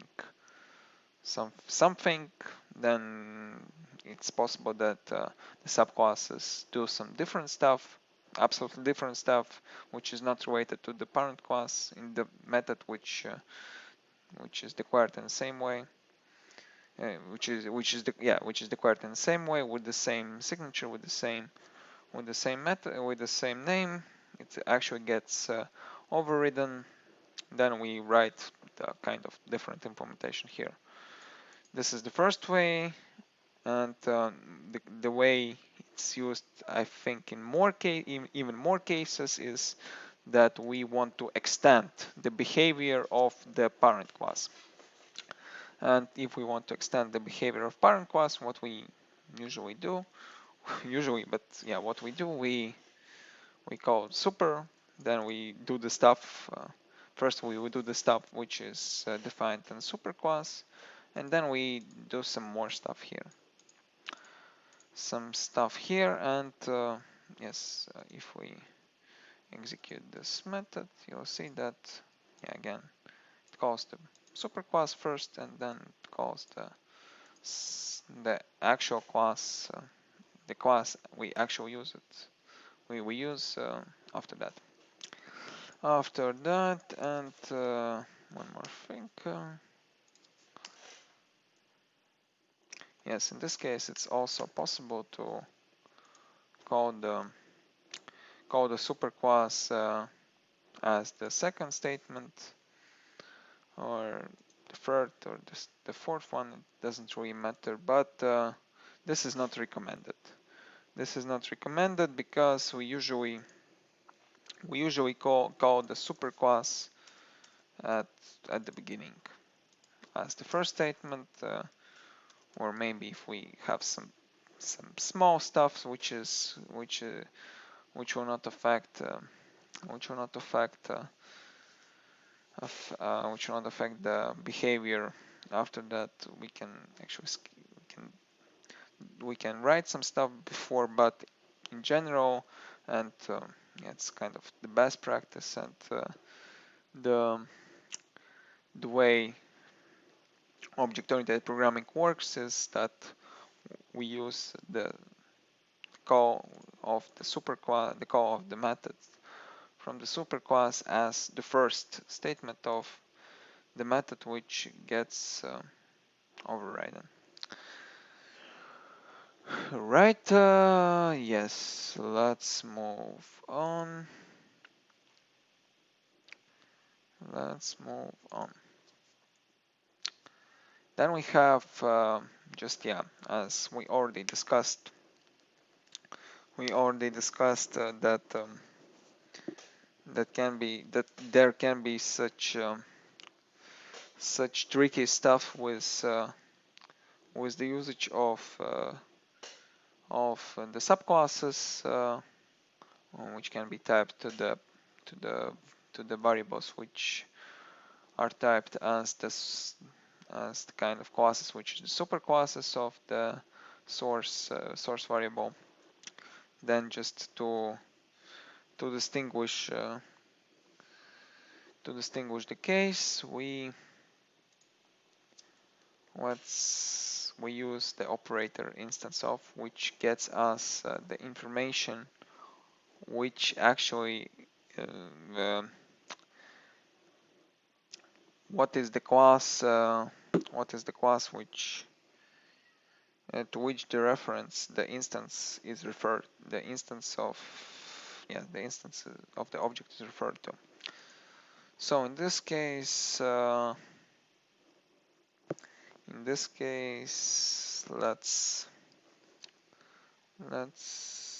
imagine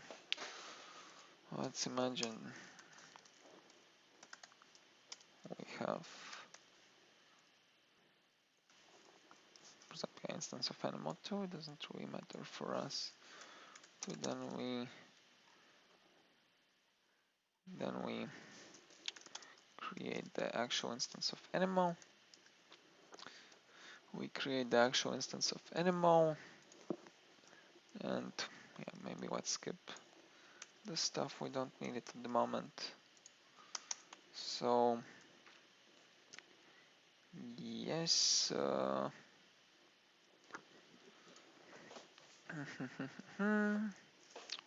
Yeah, maybe just let's use the first one. So if instance of, then we need to pass the class. Here we have all the classes available, and yeah, for example, let's print out system out print and just get something to point that it is the instance of animal. I'm the instance of animal, for example. Right, else if, yeah, let's use else if, so it's maybe more clear for you. Instance, yeah, let's for example use the same instance of bird. Then let's type something. Yeah, since yeah, there's the only statement here. We don't actually need the brackets. Mandatory. You can use them, but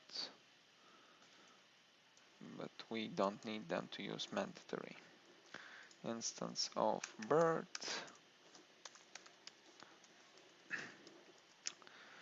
Alright, alright. Yes. So yeah, as we can see, yeah, just not confuse you. Let's not use it now. Yeah, just have, yes, we don't need this bracket here as well. Yes, yes, that's correct now. Let's run, and you can see that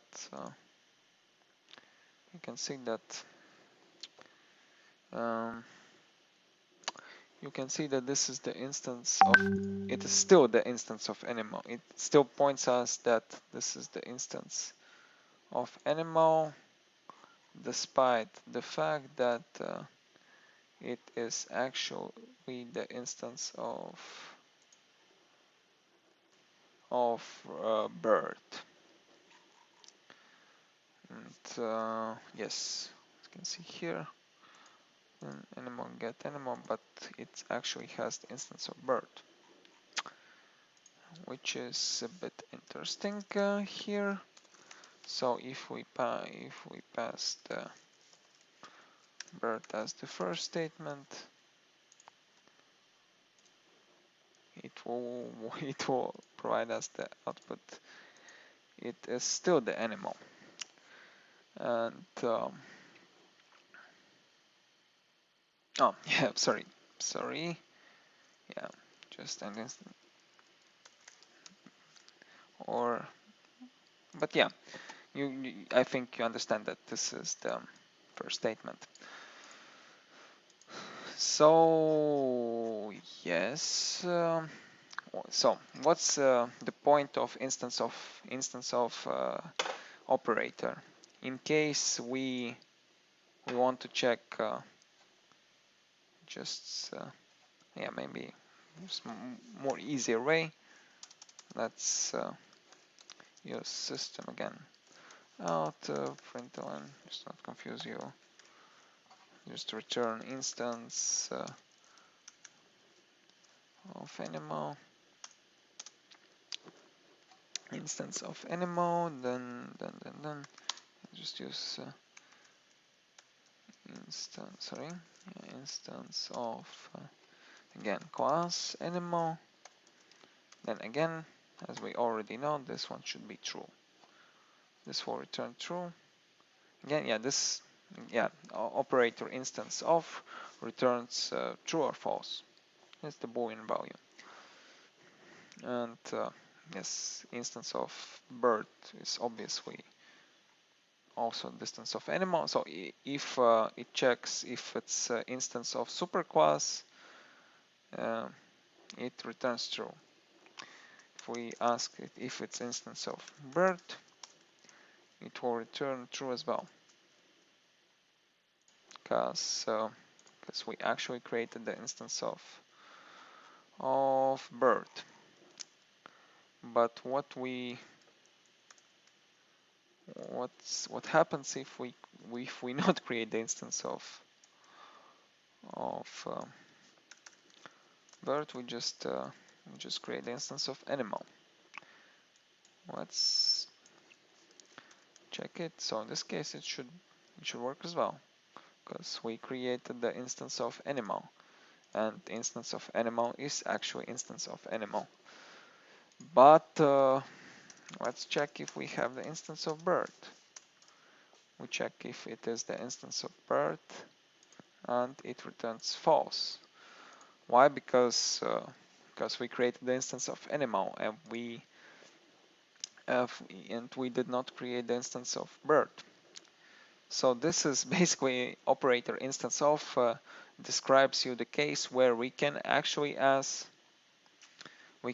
use the casting or not. So what we need to check again, if we return to our paint presentation, let's go this way. Then basically what we wanted to check here, when we can do the casting and when we cannot do. So when the instance of instance. So yeah, again, since this is the variable, all the variables have their type, right? So if we type this as bird, animal, whatever we want, yes, yeah, then we can use the operator instance of. And imagine every variable has are typed as kind of, that's A class B or A or whatever it is. So every variable is typed in some way with the type of the, no, in this case that's the class. That's the class, type of the class. Then just how to check if we can do the casting. So we take the source, yeah, in this case it will be the source variable which stores this instance. Then we check if instance of, if this variable, this instance, what is here, if it's instance of the type which belongs to yeah, which is to which this variable refers to, then if operator instance of returns true, then we can do the casting. And as we can see in this case, we cannot do the casting because, yes, maybe let's just have some. Here you can see that it returns false when we try to check if the animal2 variable animal2 has the instance of bird, it returns false. Then if we want to try to do the casting, bird equals, then we point that this is the, we want to do the casting. Moment. 2, right, we point that this is the casting, then we execute this and we get the exception. We get the exception again because we cannot cast more detailed reference to more detailed instance to reference, whatever. In this case, it doesn't matter to, basically, yeah, we cannot cast more detailed to more general. You'll have the exception. You can catch this exception. We'll talk about it, about the exceptions a bit later. Just yeah, for example, use try,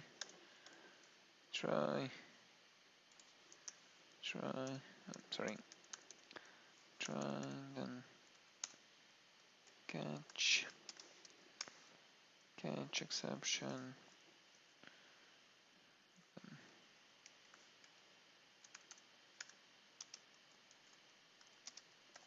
Cost exception. Then we'll talk about the exceptions a bit later, but basically this is the case. You can easily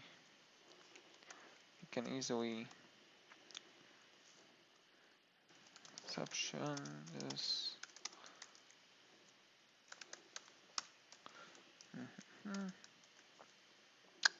right, and yeah, in this case you will not see this red error. You'll just go where the exception is called, and some stuff will be called here. But we'll talk about the exceptions later, just for your knowledge that we can catch the cost exception using try catch and cost exception. And yeah, this is the case. This can be fixed. So yes, and again, yeah, the usage is to check if the instance which is inside the variable here, imagine we don't know what happens there, we just have the variable and we want to check if it's the instance of of bird or not, then based on this output we can do some stuff after that.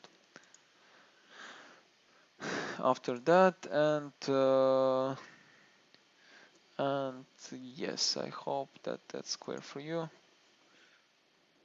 But again, if we want to go from detailed to general, so in this case again, if we go to from bird to animal, it will work again. Let's not use this now. It will work again because the bird has the instance of animal. That's true. That's true. Yes. One more thing. One more tricky thing. Just think, yeah, we have 20 minutes for today, so we can. Maybe I want to maybe give you the example of this case, because in my point this may be a bit confusing for you. So yeah, again, this is the case where we actually have the variable which is defined as something which is more less detailed and more general. Then it has kind of different class inside, which is more detailed than the variable than the type of the variable in which the instance of this class is located inside, and then we can pass it to something which is more general, more detailed than the type of the variable, but it is less detailed than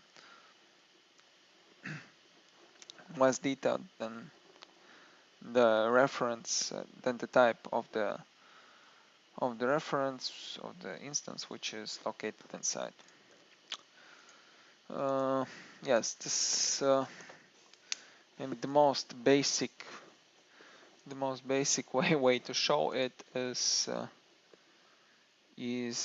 just maybe the most primitive object.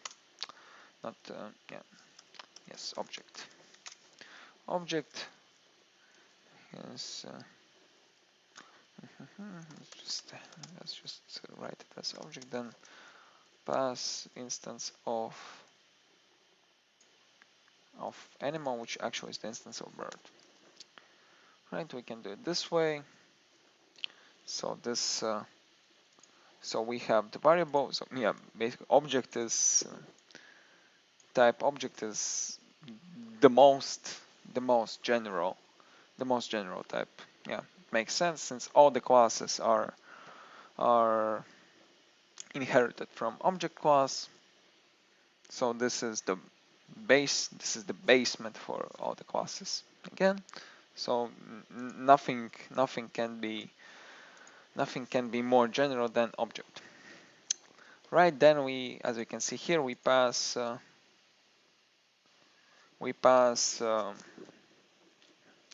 the instance of the bird. Yeah, as we already know, this is the instance of the bird here, and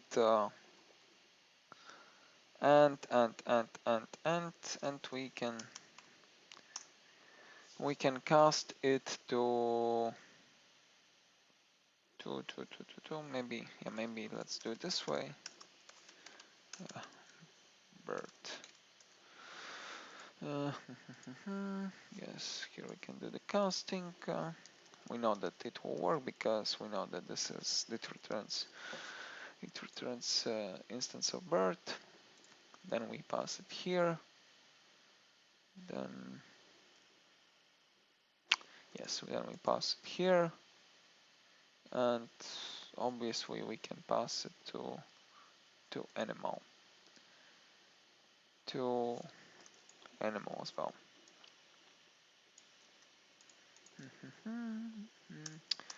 Yes, let's just create animal, and we can pass the object.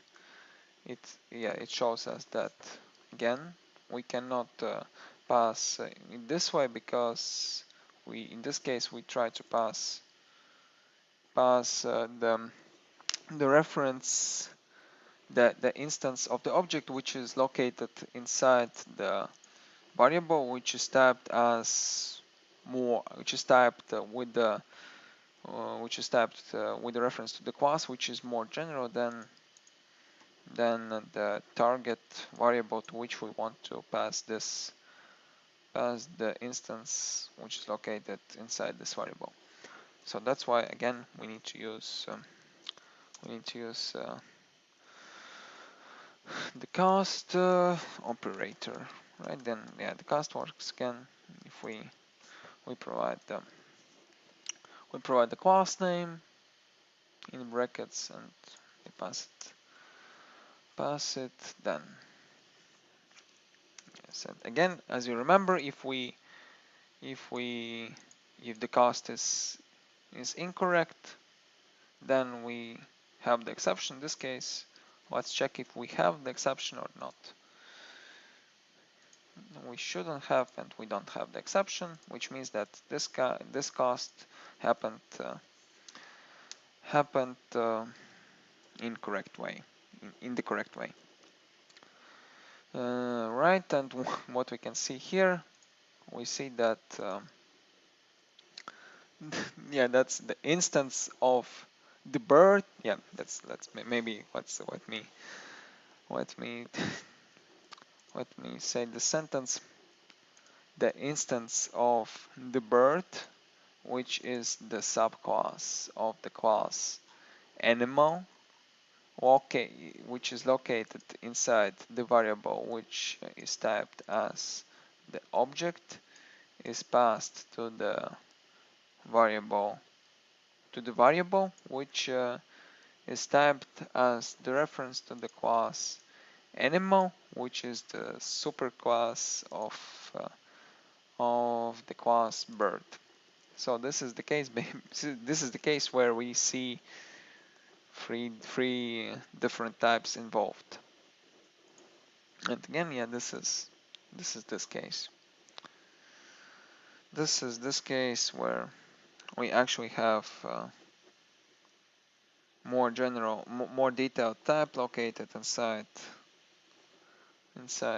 the less general type, or in more detailed type, which is located inside the more general type, and we pass it to the type, to the variable with the type, with reference to the type, which is more general than this variable itself, the type of this variable itself, but more detailed than the type of this variable itself, but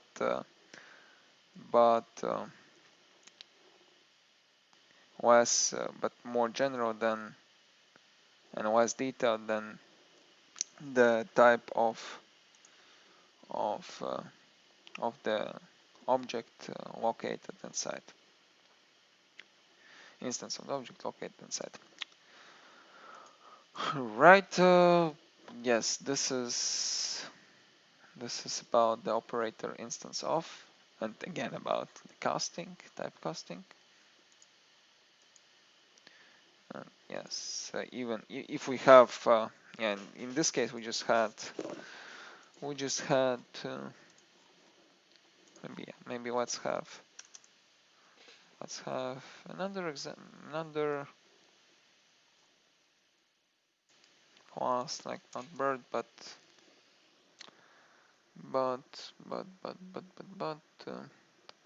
fish, like kind of fish.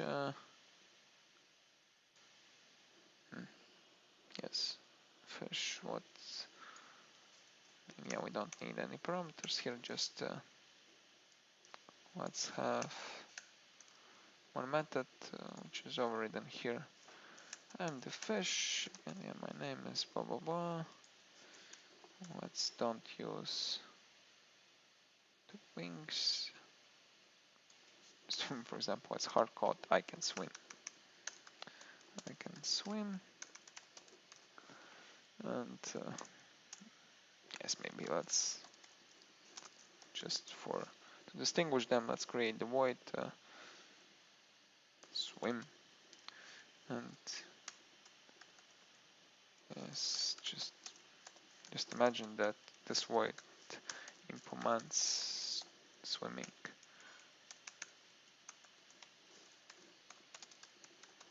I'm swimming, yes. Okay. Then yes, I hope this is clear for you. Let's comment it out. And yeah, the most and yes, again, let's use our hidden stuff. Again, let's for example have again fish, just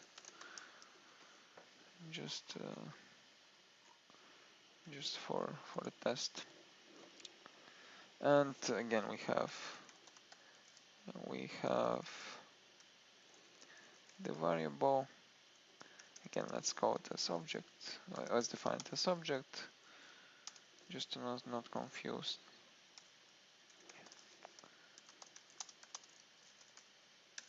Equals again hidden get animal. So in this case, imagine it. We don't know what's the returning type of this instance. Then, for example, we have several options there. Like, okay, let's imagine we have two options. Let's check on two options. If again instance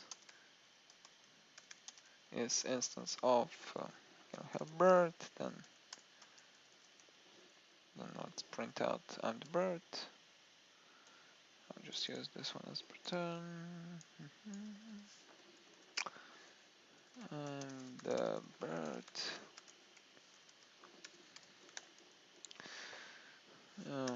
Yes.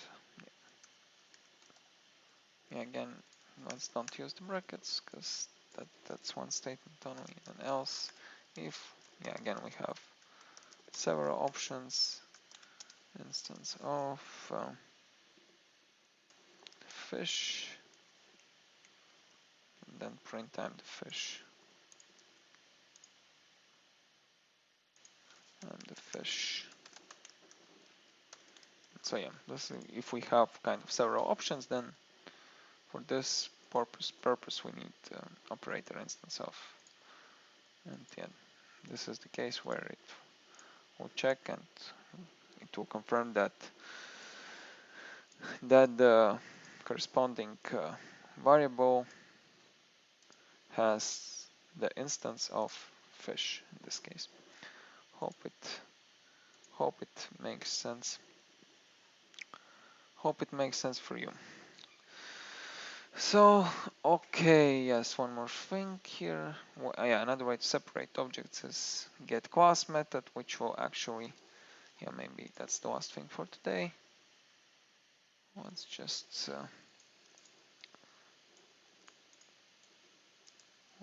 print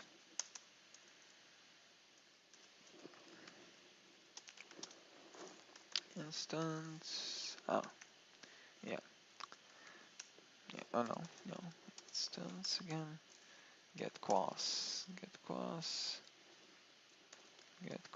Then at this point you will see that it shows as such output class inheritance.